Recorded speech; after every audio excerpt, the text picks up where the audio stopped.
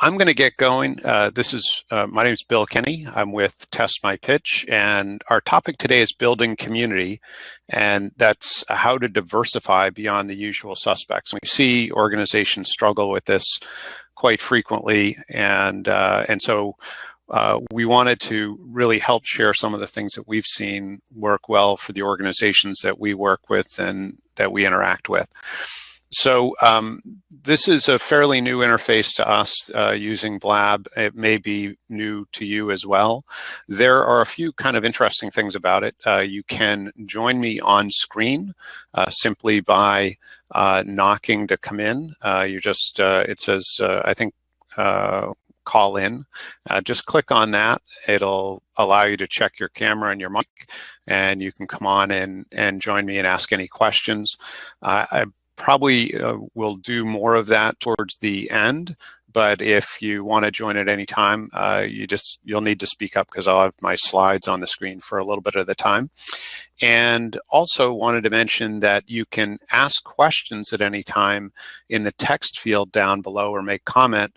And why don't we say that questions, just use the Q /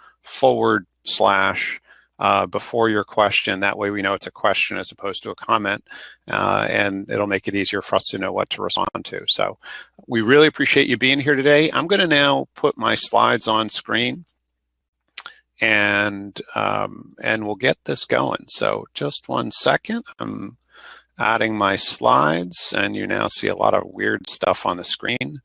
And now you should begin to see my slides. So I'm just going to put the primary slide up here. And so again, our topic is building community, how to diversify beyond the usual suspects. So our goal here, what I'm going to do is go through our agenda, which will include answering a bunch of your questions that were pre-sent in, and then I'll take the slides off the screen, and we can have any other dialogue that we want, any other questions, anything like that. So let's hop into it. And so, it's funny when we think about diversification, one of the things that comes to mind and something we see in many organizations, be they for-profit, non-profit, entrepreneurship, corporations, and so on, is that the core issue is sort of how do we overcome this sort of pale and male society we've developed, and there are some significant limitations to not doing that, not pursuing this course. And part of what we're going to talk about is exactly that. So our agenda, quite simple. We're going to talk about why to build community. What are the challenges? We'll dig into your questions. There were many great questions that were asked, that were sent in at a time. We'll share sort of what we feel are the top 3 community building tips, and then we'll have time again for any additional questions or conversation. And again, please hop on screen with us. We'd love that kind of interaction. And we don't care if you're eating lunch or whatever. I may take a swig of water as we go. So let's have some fun and enjoy this. So excuse the small print. I really just wanted to show you with this. We're not going to read it, but I want to show you the volume of questions that have been asked. And they really fall into any one of these 4 categories. So engagement, sustainability, what's the plan? How do we do it? What's the timeline? And so on. And then some questions that didn't fit into those 3 categories, we put into the other category. So just a little bit about me, just so you know. Whoops, I didn't mean to hit that. I thought there was a picture of me that was going to come up. So in any event, you, I guess, see me on screen, so you don't need my picture. So I'm the founder of Test My Pitch, and we also have another tool called Score My Pitch. I go to about 150 pitch events a year, and so I get to see communities in various states. I'm also an active community builder, and that's a pretty broad term, but to be specific, I'm directly involved in 2 very, very vibrant community building efforts here in the state of Connecticut, a central entrepreneur calendar, and also a mentor cooperative. I actually started and lead those efforts. And then I'm also a part of what's called Startup Champions Network, which is an organization that spun out of Startup America Partnerships, which came from the Obama Jobs Act. So it's essentially a national group of ecosystem builders. That's a mouthful for sure. So the disclaimer, and really it's kind of a standard thing, but we're going to share what we've seen, what we've observed. We would love interaction. And I have no doubt that we haven't seen everything, but we've seen some cool stuff, and we want to share that. And certainly anything we can do beyond this to help in any way, we'd be glad to do. And so I'd encourage you not only to interact, sort of during this webinar, but please, let's have some conversation afterwards directly and maybe specifically to your situation and your organization. There may be some other insights that we can share or other ways we can help or connections we can help make, anything like that. So it's hard to help if we don't interact. So it maybe first starts with that. In any event, let's dig in here. So why community build? And this is, I think when you think about community building, it's been it's been sort of a buzzword for a long time, and I think the question is it fact or is it real? And ultimately, I think it really gets very simple. And without community building, it's like trying to operate on one leg. Where if our community isn't diverse, if it isn't vibrant, if it isn't active and activated and engaged, then we are not utilizing all of our potential, and that really leads into potential energy. If we're not engaging everyone, if we're not getting all perspectives, if we're not adding to our understanding and the depth of understanding we have of really anything we're looking at,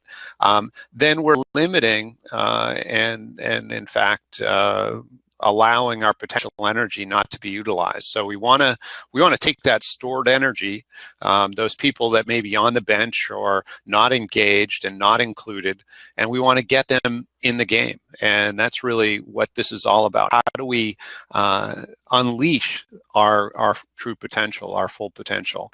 And that's our goal.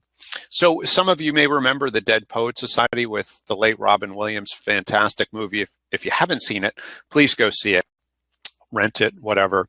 But the whole idea, there was a key point in the movie when Robin Williams was teaching his class, and he stood up on his desk and he said, "Why am I up here?"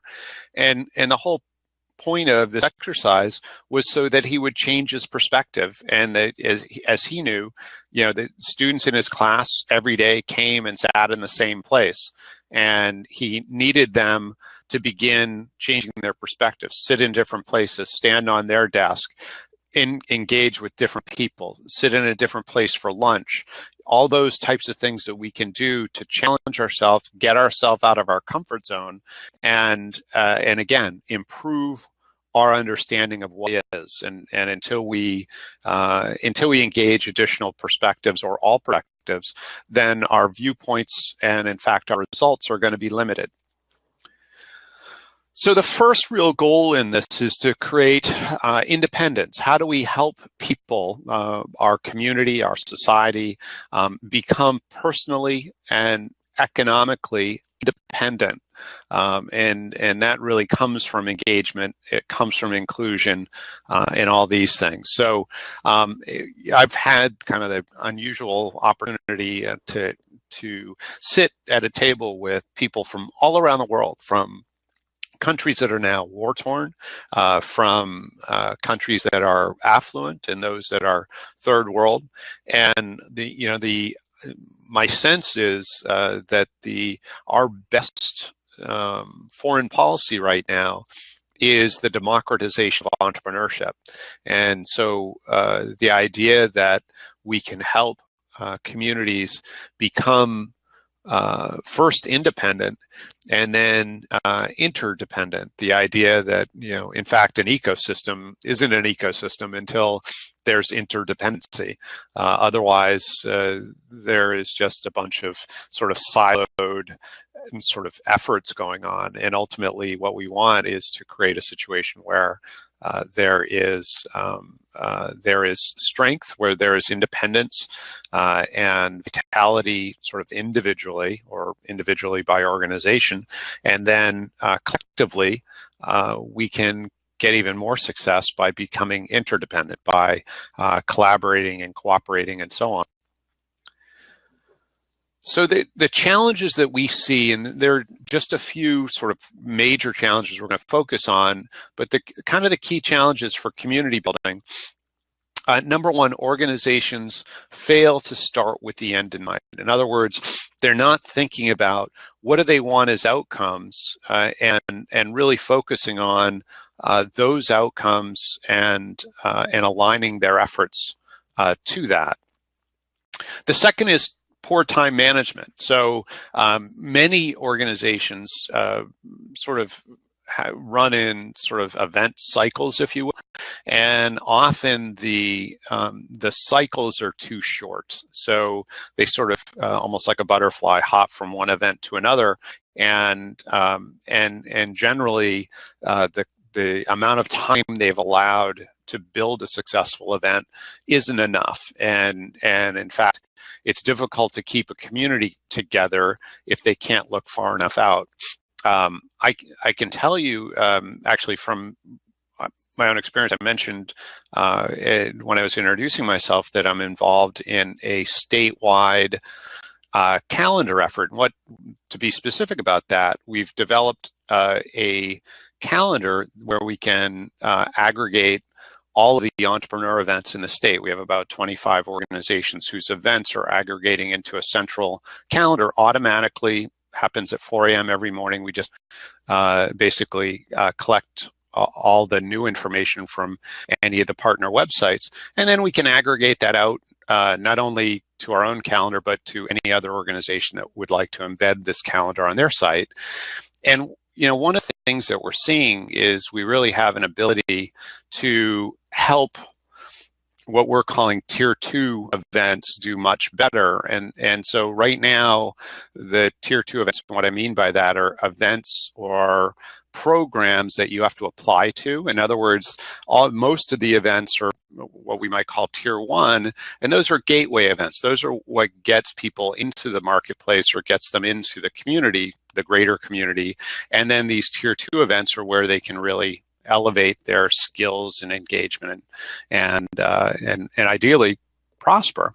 And so right now, these tier 2 events, and this is really kind of key, is that they're not even really promoting them until essentially the applications for their program is very near. And so it doesn't give any opportunity for the tier 1 events to line up to that. Now, so again, to be specific, we have an accelerator in our state that is a women's accelerator. So it accelerates women businesses only.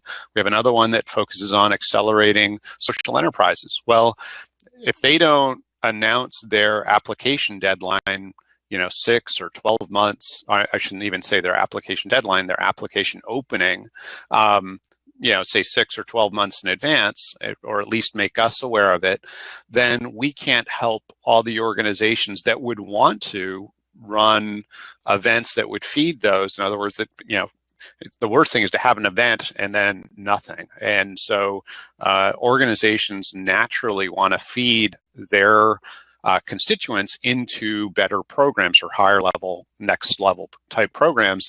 And so it's really about kind of a simple example of how time management can be a real killer if we're always on this sort of cycle of last minute planning and promotion. And it's really about how do we enable the rest of the ecosystem to do what it can do to help us. And first and foremost starts with a bit more planning and better time management. So the third issue that we see is the focus on getting credit. So I think there have been a few folks that have said over time, it's amazing what great things happen when no one cares who gets credit. And so this can really derail the idea of community building when there's a concern about the headlines as opposed to the substance of getting things done and really creating results. I don't think we really have to worry about who gets credit if great things happen. And I'm sure there are folks that are battling for budgets and all that, but those types of things are going to really limit our ability to create engagement and build the strongest community possible. And ultimately, there is some leap of faith here that the rising tide lifts all boats, and I think leaders are generally recognized, and I don't and again, if we don't worry about it, then we're going to move forward generally much faster, and that's a big part of this. So it is an issue that we see challenge many organizations. So we're now going to hop into the questions you submitted, and we could add sort of additional slides. But what we've done is actually embed your questions into the sort of slides that we wanted to share with you anyway. So hopefully you find this format good. And so I'm going to hop first into the engagement question. You'll see we've got, there are 10, 12, 15 questions related to engagement. I'm going to break them into a couple of groups. So the first set of questions really have to do with sort of the basic idea of how do we engage our community. And so, how do we reach outside of the pre-existing bubble? How do you build diversification of event participants? Somebody seeking tips on how to foster genuine diversity, authentic ways for a large-scale local community event to foster that genuine diversity, which is certainly, we want to be authentic and genuine. How to reach all corners of the community and across network boundaries. And then someone who's the executive producer of an annual entrepreneurship festival that engages 10,000 or more than 10,000 individuals each year. And they've accomplished great scale, but have struggled with diversity despite their best intentions. And so what are the drivers to increase diverse attendance? So I'm going to dive into that, and you'll see there are sort of several slides to I think underscore sort of the things I want to share. I'd also say that there are bits of these that will also be answered in other questions, and so there'll be a few different ways that these questions will be answered as well. So hopping into this, so inclusion, quite simply, is really about everybody being in the community, and exclusion, as you can see, there's some folks around the periphery. Segregation, there are folks off to the side, and then integration is essentially just that community put in sort of, if you will, a sub-community within the greater community. And so real inclusion is investment. It's people rolling up their sleeves together to get really good things done. So we want to make sure that we have inclusion. We want to make sure that we have alignment. And really that's about making sure that we have common goals. The term that I think really is key here is we want to find the aligned self-interest between all of the stakeholders. And that's really the glue that keeps all of this together. So making sure that you've identified, number one, the stakeholders, and then their aligned self-interest so that you can have alignment. And again, this is how you're going to create sustainability, not just, sort of quick and non-lasting engagement. It's really about that aligned self-interest. Next is ownership, and this is something that it's really funny how we see this quite often, where organizations will develop an event, sort of a new event or a new program, and then go out to the marketplace and look for support. And we've, this model repeats itself, or movie repeats itself over and over again, and that quite often fails. It's really, really a challenge. And so the key here is making sure, the only way to make sure people are sort of own something is that they're really in it from the formation stage. And so think about, maybe at some point you've had somebody move in with you, or you moved in with somebody else. You think about if somebody moved in with you, you made some shelf space for them. Maybe you cleaned out a dresser drawer for them. You gave them a little space in the bathroom, and so on. But they essentially, think about it, they moved into your space, into your house. And so you own it.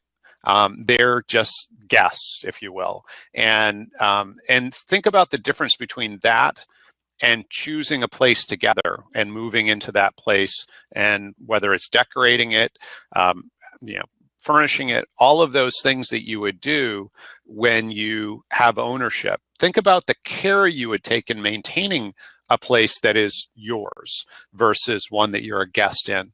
And if you want to really have people own connecting with each other and being involved, and promoting and all those things that you want in terms of driving engagement, then they have to have ownership. And the more that they're included at the formation stage or the relaunching stage, there are lots of ways to do this, and we'll talk about that as we go, but they need to have ownership.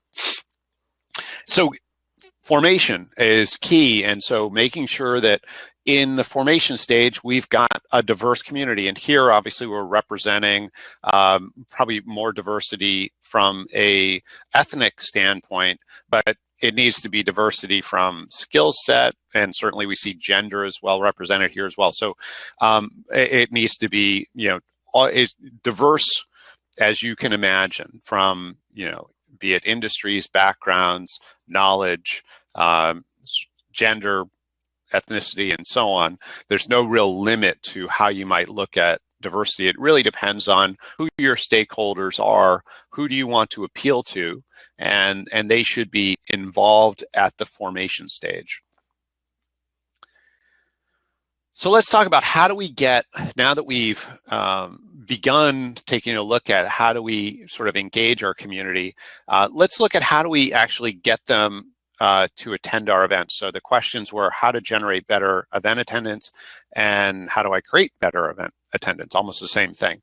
So there are lots of organizations doing good things in this area, but the best organization that I've seen at creating good, strong, consistent event attendance, I mean, like they sell out very frequently, is Innovation Nights. And they started in Massachusetts in the sort of 128 East, or east of 128 corridor. And they're phenomenal. They have a methodology that is like none I've seen at any other organization, and it's very smart and simple. And so if you're going to Google them, you could look up Innovation Nights or Mass Innovation Nights, either one of those.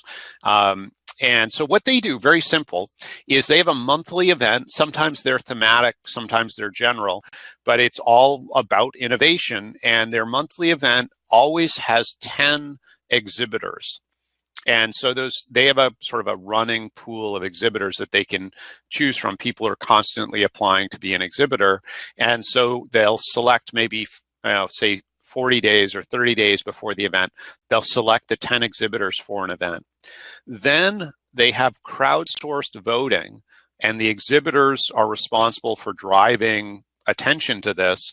They have crowdsourced voting, and 4 of the exhibitors will be chosen to give a live pitch in front of the audience. And so imagine, 2, 3, 4, 500 people at this event, and you're able to talk about your innovation and engage the crowd and get support in a variety of ways.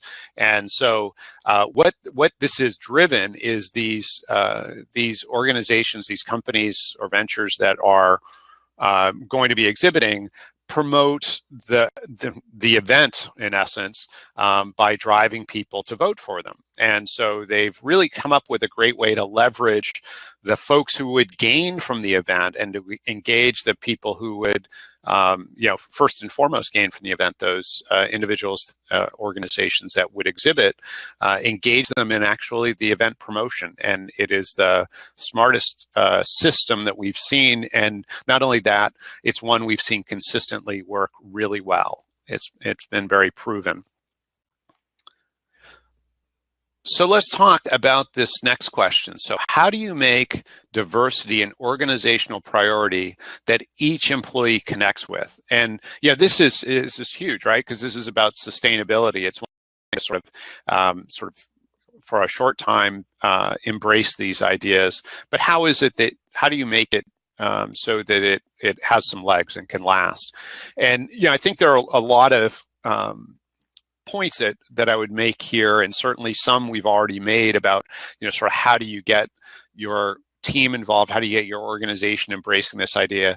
And the first thing is to lead. It's really to be a leader, and I think in this context, it's going to mean being consistent through every communication in talking about the importance of being diverse and engaging the broader community. It also is going to be by action. So who are we hiring? Who are we including? Who's on our board of directors? All those types of things. It's also accountability. Leaders need to make sure there's accountability within their organization. So what are you doing to make sure that your team is embracing this as well? And so it may be identifying informal leaders, or maybe some formal leaders, and it may be department leaders, or it may be others who are going to be the advocates and the people that will carry the torch. I mean, one of the biggest things we see missing in organizations is the development of the next generation of leaders. And so quite often, whether you're in a volunteer organization, you're at a university, or you're in a corporation, people get tired. People that are leading get tired. And so if there's no sort of bullpen, number one, the bullpen is helpful because it relieves some of the need for one person to own leadership.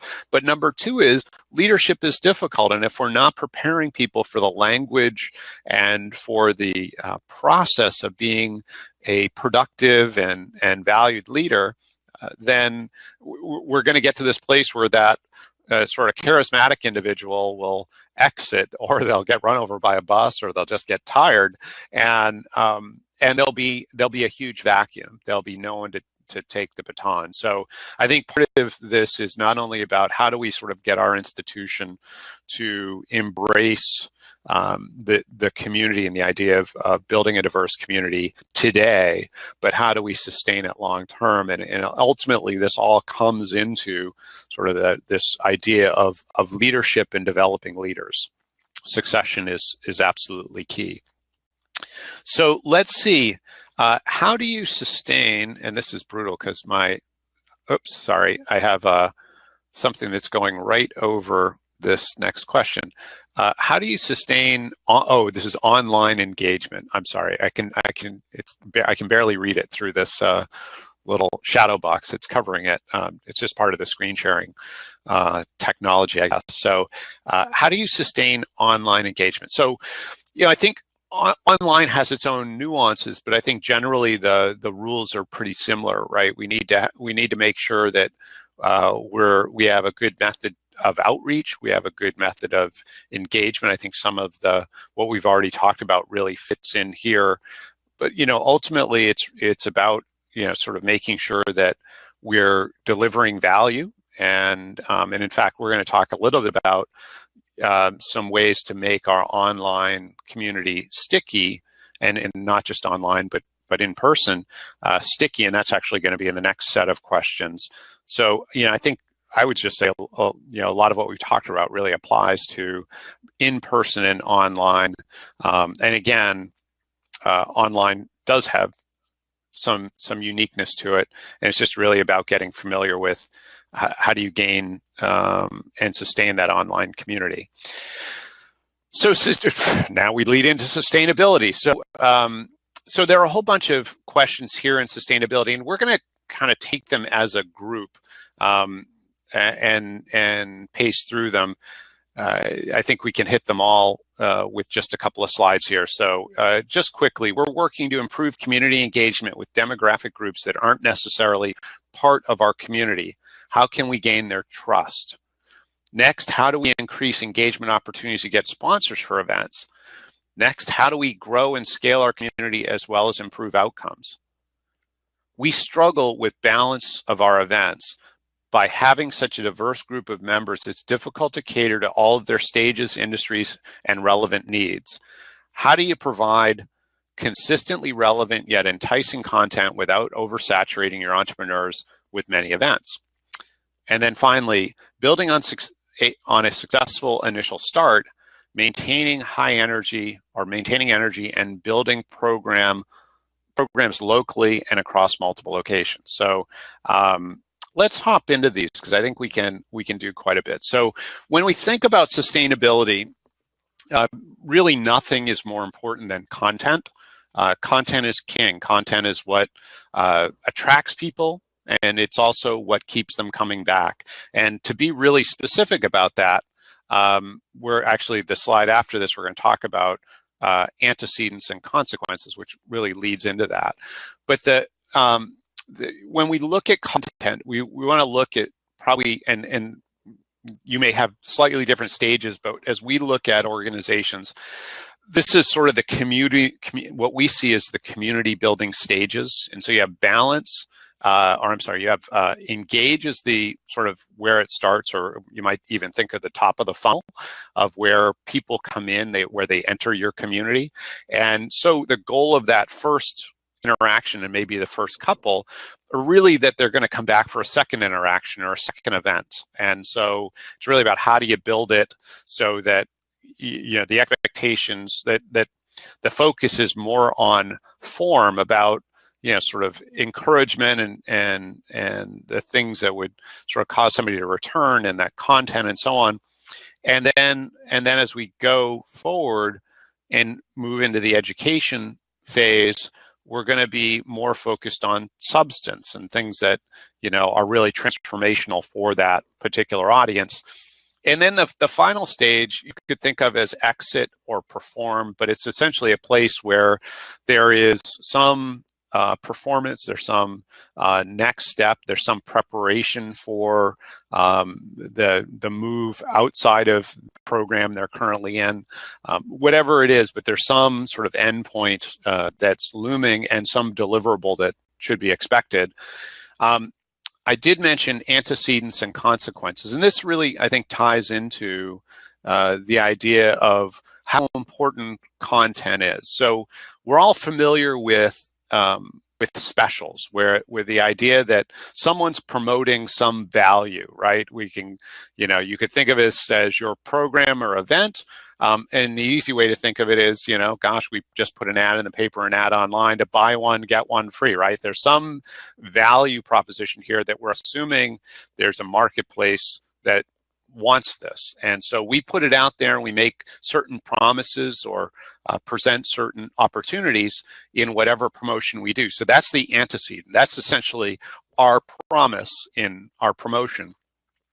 The consequence is the result of that. That's what do we get because we accepted the offer, because we went to Smashburger and got the 2-for-1. Now imagine that our meal experience wasn't good, whether, wherever it went off the rails, it went off the rails. It was either a bad product, it was bad service, it was not a clean environment, anything like that. It wasn't safe. It could be a whole bunch of different things.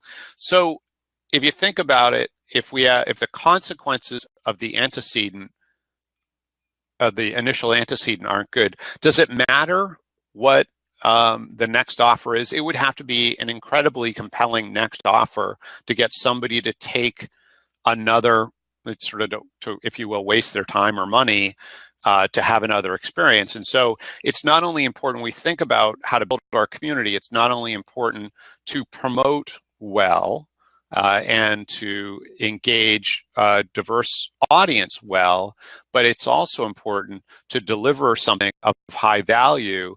That way, not only do people come back, but they bring their friends, and we obviously want to engage them to bring their friends and bring their friends' friends and so on. But there's really two components of community building. Number one is this idea of we have to make a promise and we have to promote it well to a diverse audience.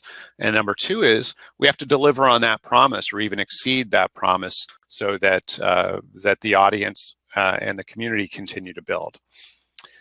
We need to do some assurance in terms of, we want to check in with our audience to see if we're doing the right things, if they're getting out of this what they want and what they should be, and how they're progressing based on what they're gaining from our program. I think we want to know those things, and this certainly helps our sustainability. It helps us adjust.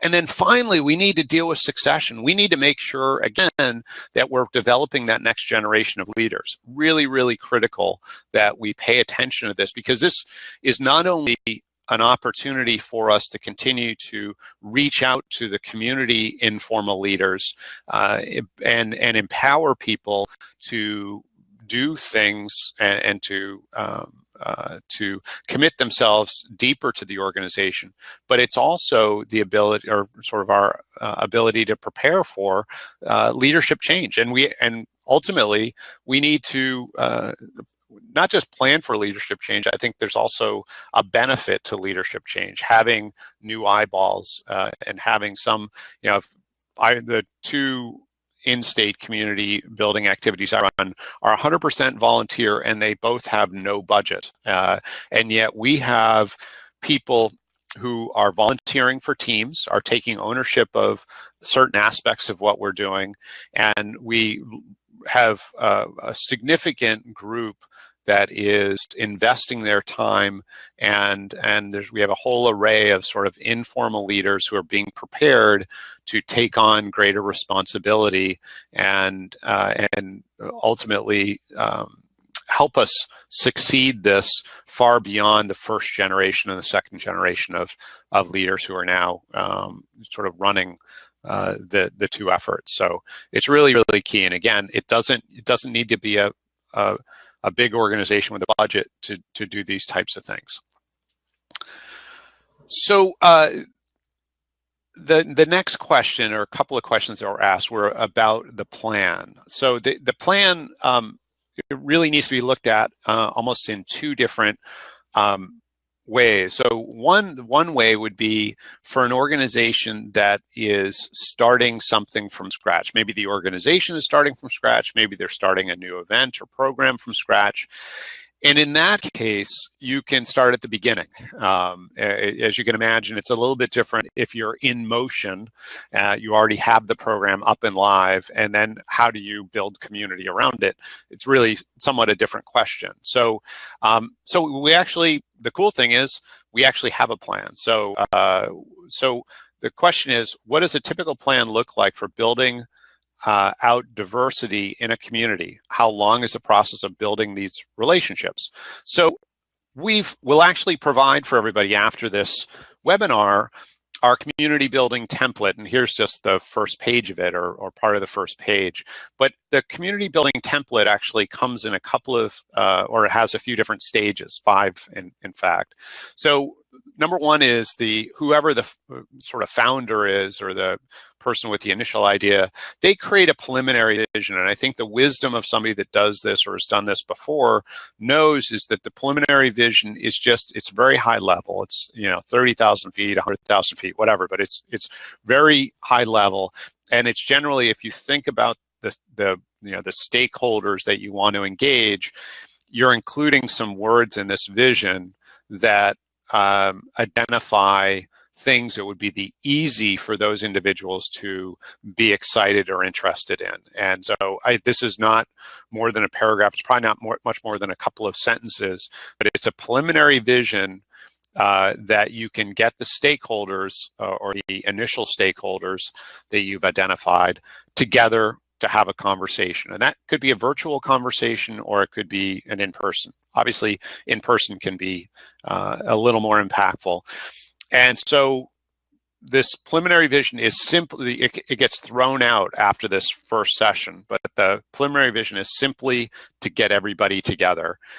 Then from that meeting, from that initial interaction, then you can identify some goals, some things that you need to get done to sort of, number one is you're testing, if no one shows up, that your preliminary vision didn't resonate. So it's a really good way before you do anything to say, am I on the right track in developing something of value? If it does resonate, you get a good crowd and good interest, then it's really about asking for volunteers to develop a more formal vision. These things don't need to take time. I mean, I've personally facilitated doing this in literally a matter of days and having it launched and live. So you can go at any pace you want, but it doesn't need to be slow. And then from that shared vision, you can continue to develop a variety of teams to handle various parts of formation. Maybe there are some key aspects that need to be developed, and then key parts of launching. And so again, it's the goal here is that the more you can form teams around accomplishing various aspects of what you need to do to both sort of develop your plan and also execute your plan, the more people are going to be involved, the more it's going to be better, because it will have you'll have anticipated the needs of a broader community than just your own vision can. And third, you're going to have leaders. They're going to be people that own parts of this. In other words, you don't have to do it all. And it's so hard if you go through sort of fully baking the cake, to get someone else to come in and promote the cake for you. You wanted them to add the ingredients and to complement the ingredients as they as this thing's getting formed. And then finally, the last thing that you'll see in this plan is some thoughts around how do you measure, grow, and sustain your community so that you can continue to perpetuate and succeed. So that's going to be a little different than how do we deal with sort of the retrofit or the while we're in motion, how do we sort of engage folks? So the question that came that sort of leads us into this is we have an alumni community that grows naturally and that is naturally diverse in terms of size and industry, but we have difficulty driving engagement in our online space as well as event attendance. How do we improve that? So retrofitting is a little bit different. And it's really about sort of being opportunistic, and every community is going to be different. And to really address this well, we probably ought to have a one-on-one conversation and talk through the issues. But I think it's really looking at where there are opportunities to augment the program and where you can engage folks that aren't in the leadership team now that represent the underrepresented or non-represented communities that you want to engage, get them involved in adding to your programming in some way, and again, begin getting them into the movie. It's going to be a slower, more sort of a thoughtful process, I would say, to get people sort of in and engaged, but identify those formal or informal leaders that are in the communities that you want to attract, and then begin getting them involved in key ways. And so the idea is we want to be nimble. We want to be looking at the those lever points. But again, let's talk specifically about your situation, and I'm sure we can share some other ideas that would be more specific, but I think us understanding a little more would help. So a couple of additional questions. So how do I encourage beneficiaries to become active participants in the community, moving them beyond the free rider status? And then how do I engage more volunteers so we avoid the current volunteer fatigue? So there's really a continuum of support that you want to look at. So there's, and you could make this more complex, I absolutely acknowledge, but let's think about it in three sort of general ways. One is there's pre-service. In other words, they're the people we're marketing to come to our events, to come to our program, and so on. They're one sort of opportunity, and some of them will actually become clients, some of them won't. Some of them may become advocates or could become advocates. Maybe the program's not right for them in some way. They're too early, they're too late, whatever the case is.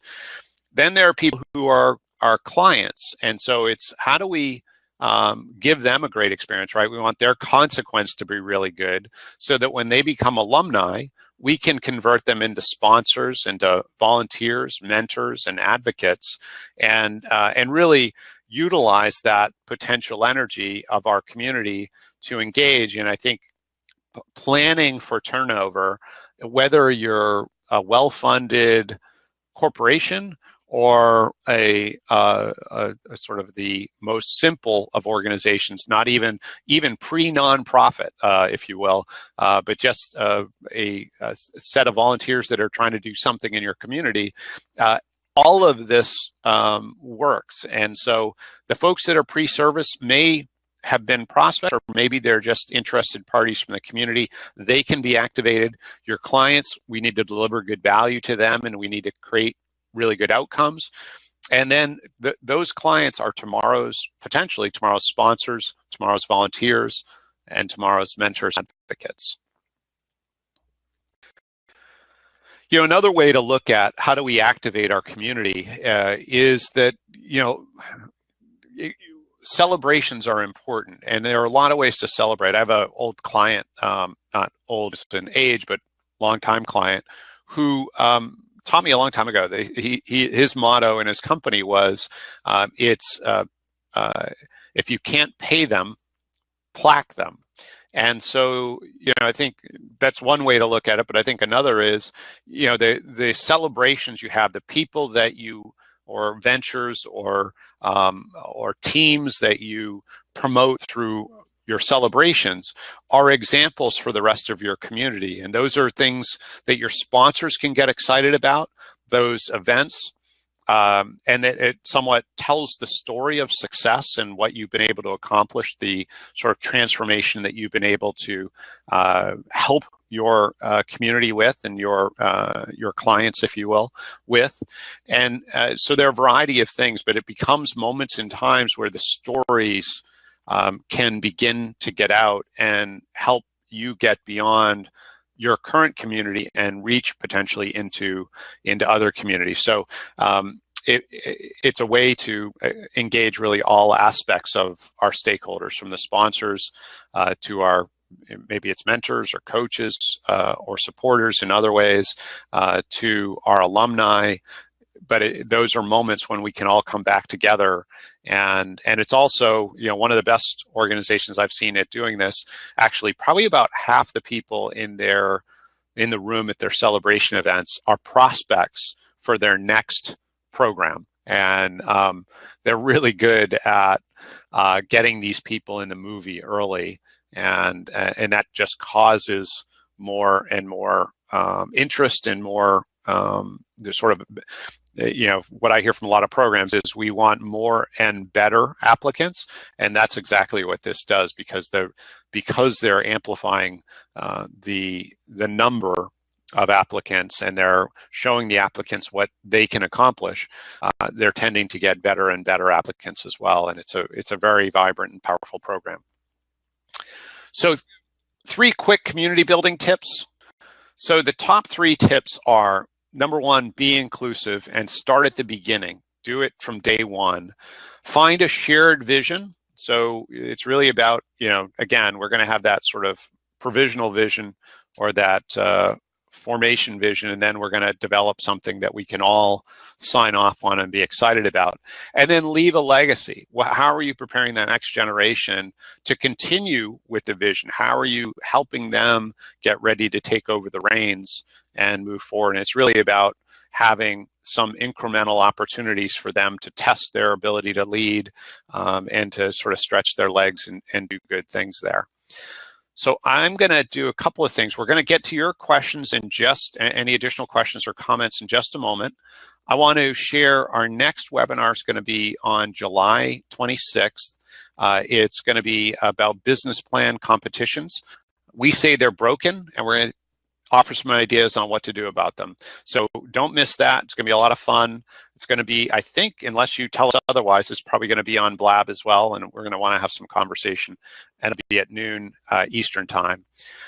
2 quick other things. Some of you don't know much about what we do, and just so you know, we have 2 online tools. One is called Test My Pitch. It's a place where students entrepreneurs and professionals can improve their communication skills in cohorts. So it's embedded in classrooms. Sales teams use it. It's being used at accelerators and incubators, all within the sense of a small, generally small to mid-sized cohorts. Anywhere from 10 to 50 people is sort of the norm, and they're working in a private community and developing communication skills. So think of it like Toastmasters online.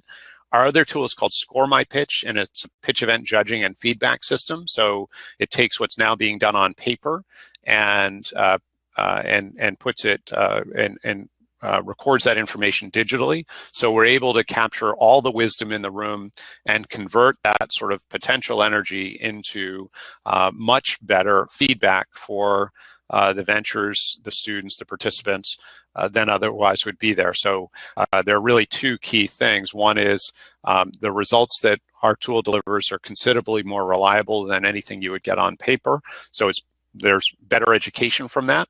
And number two is the volume of contextual feedback that the participants get is second to none.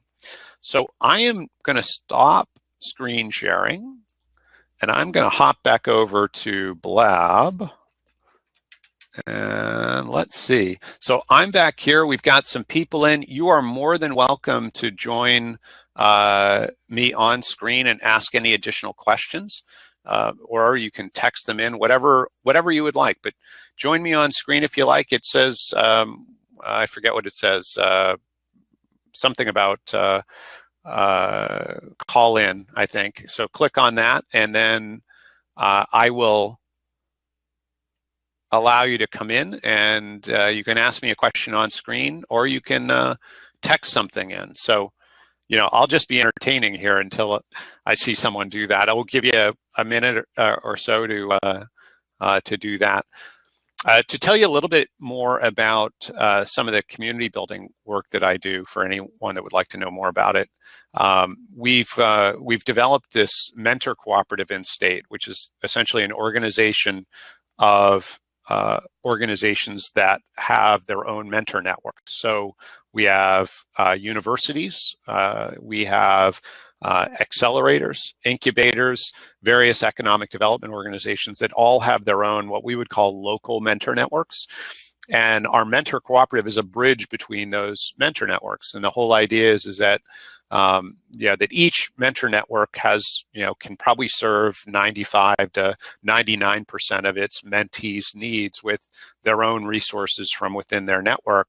And the idea really is that as there are needs that can't be satisfied by a specific organization's mentors, that those needs can be socialized with the different mentor network concierges or the leaders, the facilitators, so that some out of network support can be facilitated.